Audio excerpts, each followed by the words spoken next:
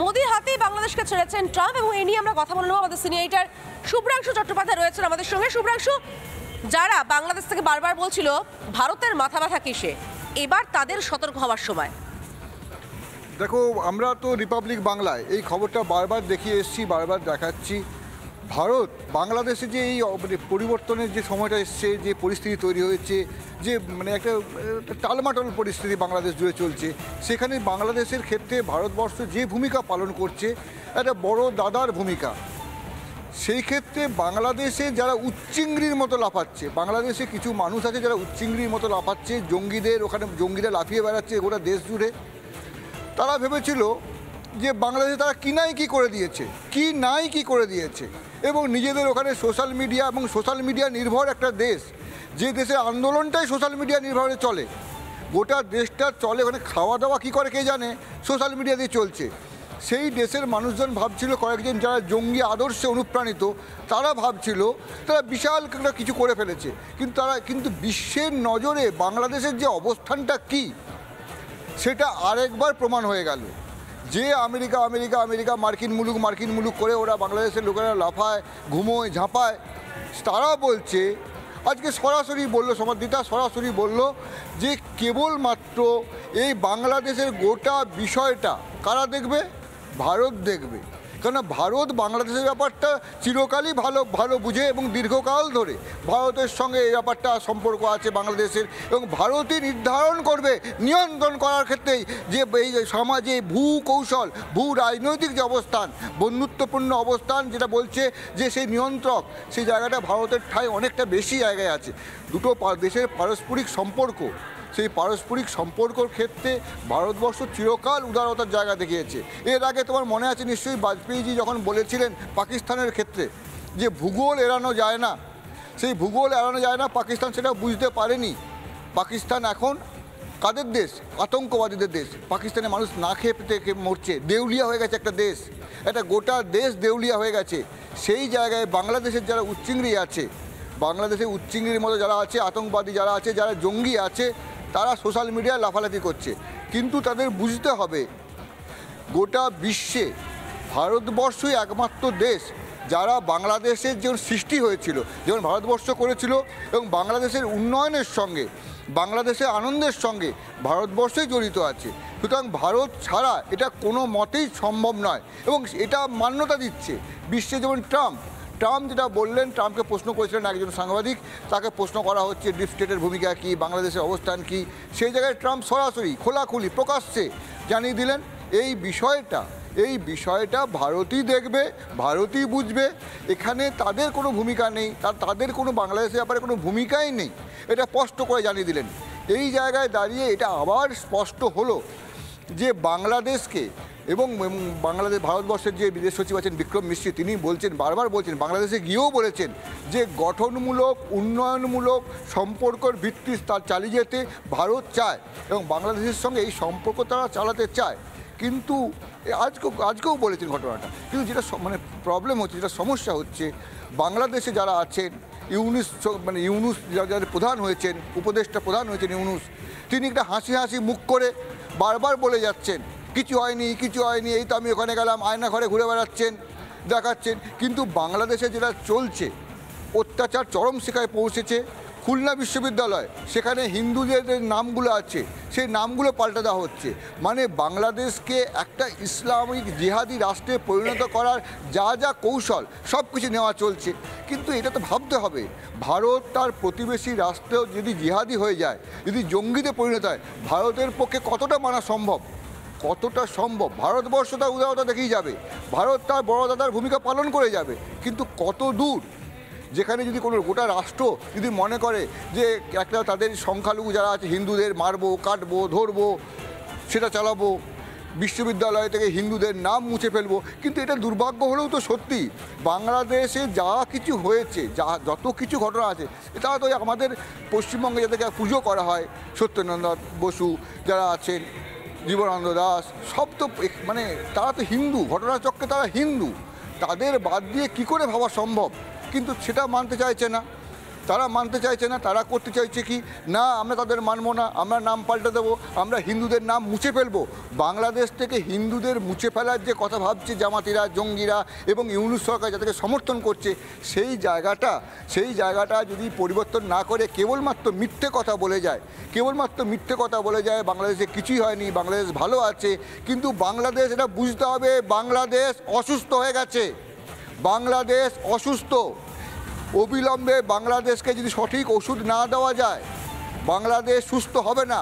আর একটা অসুস্থ দেশ ভারতবর্ষের পাশে ভৌগোলিকভাবে আছে, যেটা ভারতবর্ষের পক্ষেও কঠিন, কেননা এই অসুস্থতা ভালো নয়। এবং ভারতবর্ষ যেটা বলছে চিরকালই বড় দাদার ভূমিকা নিয়েছে, আত্মীয়ের মতো ভূমিকা নিয়েছে। ভারতবর্ষ চায়ও সেই ভূমিকা থাক এবং সেই গঠনমূলক উন্নয়ন যেটা চালিয়ে যেতে চায় সেটা চলুক, বাংলাদেশের উন্নতি হোক, আরও ভালো হোক, ভারতবর্ষ এটা চায়। কিন্তু এই বাংলাদেশের জেহাদিরা যদি সেটা না চায়, ভারতবর্ষের পক্ষে সেটা কতদিন মানা সম্ভব সেটাও প্রশ্নের মুখে। তবে এটা আজকে স্পষ্ট হয়ে গেল, বাংলাদেশের কাছেও স্পষ্ট যে বিশ্বের সকলেই জানে, অন্তত মার্কিন মুলুক এবং অন্যান্য দেশ যেগুলো আছে যারা বিশ্বকে মোটামুটি ভূকৌশলগত প্রকৌশলগত রাজনৈতিকভাবে নিয়ন্ত্রণ করে বলে মৌখিকভাবে জানা যায়, তারা সকলেই জানে যে ভারতবর্ষই একমাত্রভাবে বাংলাদেশের জন্য যে কাজ করে গেছে, উন্নয়নমূলক কাজ করে বা এগুলো করছে, এটা প্রতিষ্ঠিত। এবং ভারতবর্ষ ছাড়া একটা কথা, সত্যি কথা যেটা খোলাখুলি বলে দেওয়াই ভালো, যে বাংলাদেশের পক্ষে ভারতবর্ষ ছাড়া আর কোনো গতি নেই এবং কোনো কালই কোনো গতি ছিল না। এই জায়গায় দাঁড়িয়ে বাংলাদেশকে এটা বুঝতে হবে এবং সোশ্যাল মিডিয়া নির্ভর দেশ না হয়ে, যদি একটা দেশ গোটাটাই সোশ্যাল মিডিয়া নির্ভর হয়ে যায়, গোটা দেশের চাষবাস, শিক্ষা, খাওয়া দাওয়া সমস্ত কিছু সোশ্যাল মিডিয়া নির্ভর না হয়ে যদি নিজেরা মাথা কাটিয়ে কাজ না করে, তাদের বিপদ আরও বাড়বে। এই জায়গায় আরও এটা স্পষ্ট যে ট্রাম্পের যে বৈঠক এবং সেই বৈঠকে যে সিদ্ধান্ত সামনে এলো, সেটা বাংলাদেশের চোখ খুলতে অনেকটাই হয়তো সাহায্য করবে। সমাধিত নিশ্চিতভাবে শুভ্রাংশু, এবং বলা যায় যে গুপ্ত রাষ্ট্রের দালালদের খেল খতম, মোদির হাতেই বা ইউনূসের খেল খতম। আমাদের সঙ্গে রয়েছেন বাংলাদেশের সাংবাদিক সালাউদ্দিন শোয়েব চৌধুরী। সালাউদ্দিন সাহেব, যে কথা ট্রাম্প এবং মোদির বক্তব্যে বেরিয়ে এলো, তাতে একটা কথা খুব পরিষ্কার যে এবার মোদির হাতেই ইউনূসের ভাগ্য লেখা আছে, তাই নয় কি? যে গতকালকে কথা বলেছিলাম যে ট্রাম্পের পক্ষ থেকে ইউনূসের লাল চিঠি ইস্যু হবে, সেই লাল চিঠি ইস্যু হয়ে গেছে। এখন এই ইউনূসের বাংলাদেশে জঙ্গি জিহাদি জবাই বাহিনী এবং ইউনূসের যে একটা প্রতিষ্ঠা ছিল বাংলাদেশকে পাকিস্তান বানানোর, কিন্তু বাংলাদেশকে একটি খেলাফত রাষ্ট্র বানানোর, এই সব শেষ হয়ে গেল। এবার ইউনূসের ওপর যা সবকিছু নরেন্দ্র মোদী করবেন এবং সেই নরেন্দ্র মোদী যা করবেন সেটাই ডোনাল্ড ট্রাম্পের সিদ্ধান্ত।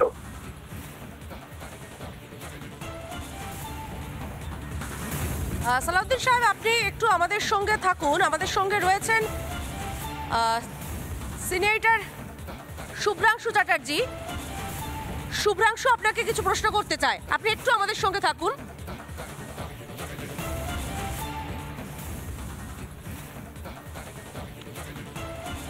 হ্যাঁ, যে জায়গাটায় বলা হচ্ছিল, বারবার যেটা বলছে যে ট্রাম্প যে কথাটা বললেন, সরাসরি প্রকাশ্যে জানিয়ে দিলেন, আজকে খোলাখুলিভাবে জানিয়ে দিলেন যে ভারতবর্ষের ব্যাপারটা, বাংলাদেশের ব্যাপারটা ভারতবর্ষই দেখবে। সেই জায়গাটায় কি হওয়া উচিত, মানে এই জায়গাটায় বাংলাদেশ এবার কি ভাববে? বাংলাদেশের জন্য এখন এটা একটা ইউনূসের জন্য এটা একটা, মানে তার বুকে তো কাঁপুনি আগে থেকে চলছে এবং গতকাল থেকে তো আমি বলবো এবার ইউনূসের যে সময়টা এতটাই সংকীর্ণ, সেই ইউনূসের পতন এখন আজ রাতে হবে না আগামীকাল হবে, সেই সিদ্ধান্ত তো ভারতের প্রধানমন্ত্রী নরেন্দ্র মোদী নেবেন। কিন্তু বাংলাদেশে যে জঙ্গি জিহাদি জবাই বাহিনীর তাণ্ডব চলে 6 মাস, সেই তাণ্ডবের বোধহয় এখন শেষ দৃশ্যে আমরা উপনীত এবং অচিরেই যে কোনো সময় এই জঙ্গি জিহাদি জবাই বাহিনী এবং ইউনূস মুক্ত হয়ে পড়বে।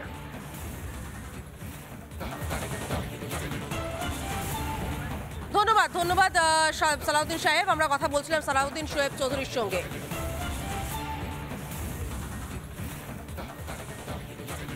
আর একবার জানিয়ে রাখতে চাইবো বাংলাদেশের বিষয়টি মোদির হাতে ছাপা বৈঠক শেষে জানান মার্কিন প্রেসিডেন্ট। আমরা কথা বলেছিলাম আন্তর্জাতিক সম্পর্ক বিশেষজ্ঞ রাজাগোপাল ধর চক্রবর্তীর সঙ্গে, শুনে নেব তার প্রতিক্রিয়া, পাশাপাশি বিজেপির রাজ্য সাধারণ সম্পাদক জগন্নাথ চট্টোপাধ্যায়ের প্রতিক্রিয়া।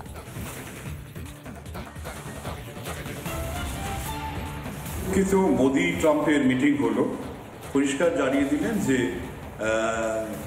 ভারতই তার বাংলাদেশের যে সমস্যা হচ্ছে ভারত তাকেই ট্যাকেল করবে, অর্থাৎ ভারত যা করবে তাতে মার্কিন সমর্থন রয়ে গেছে। অর্থাৎ ভারত যদি মনে করে যে আমি বাংলাদেশে কোনো ধরনের সামরিক হস্তক্ষেপের প্রয়োজন আছে, সেখানেও মার্কিন সমর্থন থাকতে পারে। ভারতের প্রধানমন্ত্রীর সঙ্গে মার্কিন রাষ্ট্রপতির যে বৈঠক এবং সেই বৈঠকের মূল যে বিষয় তাতে হচ্ছে যে ডিপ স্টেটের ইনভলভমেন্ট, যা আমরা পরবর্তীকালে দেখেছি ইউএস এইড বা মার্কিন যে সাহায্যকারী সংস্থা তা বন্ধ করে দেওয়া বাংলাদেশে, এবং প্রেসিডেন্ট ট্রাম্পের কথা বলা যে ডিপ স্টেটের কোনো ইনভলভমেন্ট নেই বা থাকছে না, তা এপারে আমরা হিন্দু বাঙালি যারা রয়েছি তাদের জন্য আশাব্যঞ্জক বার্তা। এই নীতি আশা করব সুদখোর ইউনিসের সরকার গ্রহণ করবে এবং তার জন্য নিজেদের যে করণীয় সেটাকে তারা ক্যালিব্রেট করবে।